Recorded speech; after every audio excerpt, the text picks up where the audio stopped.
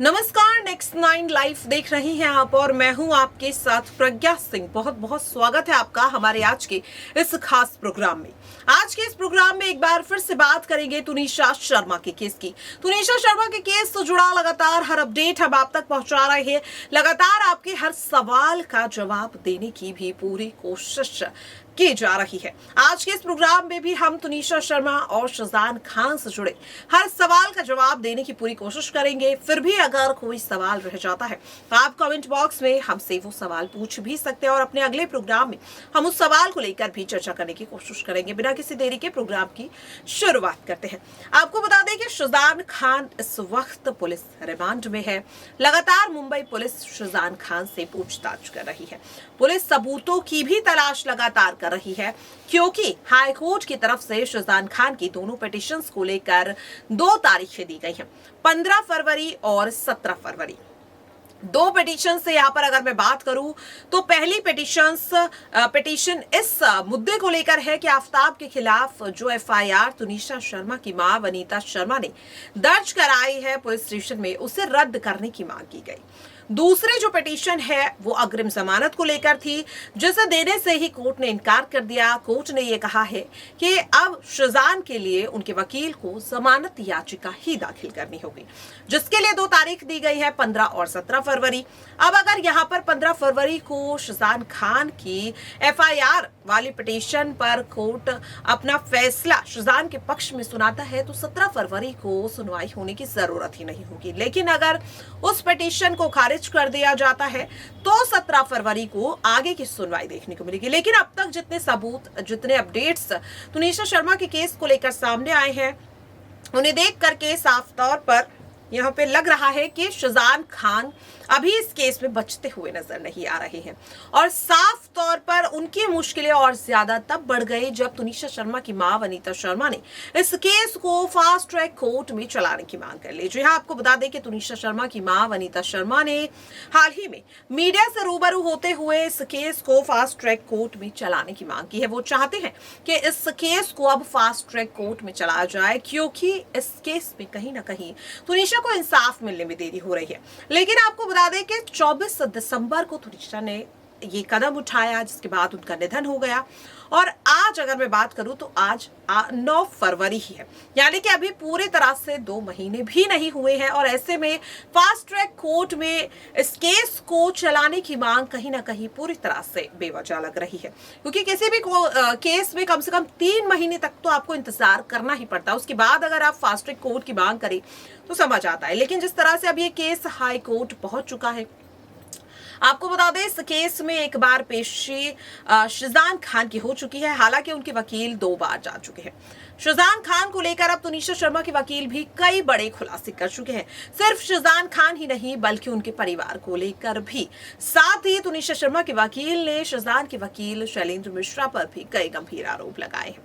यहाँ पर अगर मैं बात करूं सरकारी वकील की, तो सरकारी वकील भी इस केस में अपना पक्ष आने वाले 15 और 17 फरवरी को रखने वाले हैं, क्योंकि सरकारी वकील का पक्ष भी बहुत ज्यादा महत्वपूर्ण होगा। क्योंकि जिस तरह से देखने को मिल रहा है कि इस केस में पूरी तरह से पुलिस छानबीन करती हुई दिखाई दे रही है।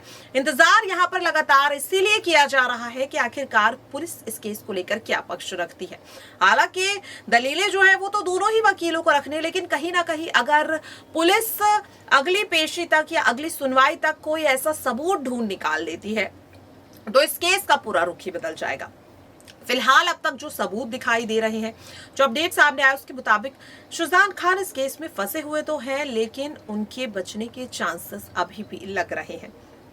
उनके खिलाफ कोई भी ऐसा गवाह या फिर ऐसा सबूत अब तक सामने नहीं आया जिसके बाद ये दावा किया जा सके कि तुनिशा के निधन के लिए शाहजान खान ही जिम्मेदार हैं।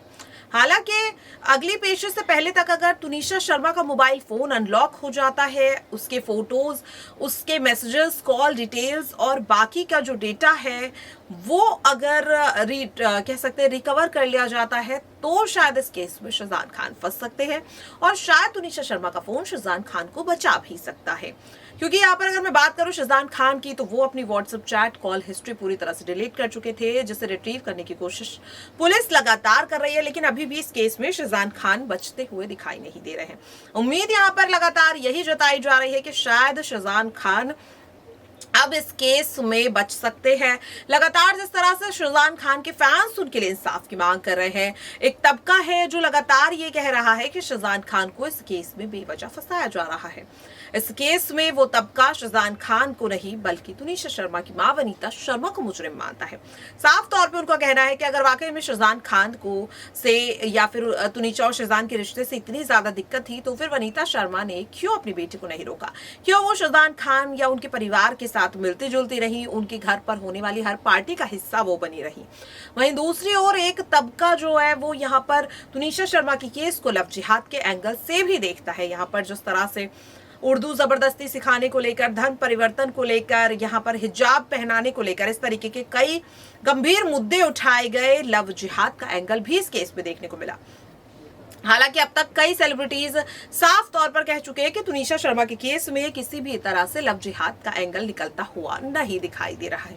वहीं अगर मैं तीसरे तबके की बात करूं जो इस केस में तुनिशा शर्मा का समर्थन कर रहे हैं, वो साफ तौर पर शाहरुख खान के लिए सजा की मांग कर रहे हैं। उनका साफ तौर पर कहना है कि अगर तुनिशा से ब्रेकअप कर लिया था तो फिर पूरी तरह से अलग क्यों नहीं हुए, और सबसे बड़ी वजह जिसकी वजह से शाहरुख इस केस में फंसे हैं कि जब तुनिशा ने अपनी जान दी तो उनके आखिरी वक्त में सिर्फ और सिर्फ शाहरुख ही फिजिकली मौजूद थे, जिसकी वजह से शाहरुख इस केस में फंस रही है।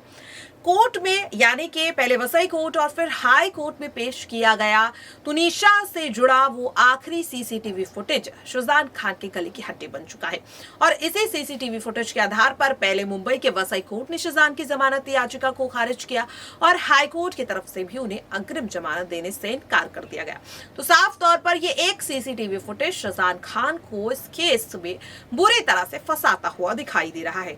वहीं दूसरी ओर अगर मैं बात करूं तो शाहरुख खान जिस तरह से लगातार अपने जवाब बदल रही है, जिस तरह से वो कोर्ट यहाँ पर पुलिस पूछताछ में समर्थन नहीं कर रहा है, कॉपरेशन नहीं कर रहा है, जिसकी वजह से भी इस केस में शाहरुख की दोनों बार जमानत को खारिज कर दिया गया है। इसके साथ अगर मैं बात करूं तो अब यहाँ पर ये 2-3 ऐसी बातें हैं जिसकी वजह से इस केस में शाहरुख खान पर सवाल उठ रहे हैं। लेकिन यहाँ पर एक बात तो साफ है कि अगर इस पेशी में भी तुनिशा शर्मा के वकील कोई खास या ठोस सबूत इस केस में शाहरुख के खिलाफ पेश नहीं कर पाते हैं तो जाहिर सी बात है कि 1-2 सुनवाई के बाद शाहरुख खान को कम से कम बेल तो मिल जाएगी।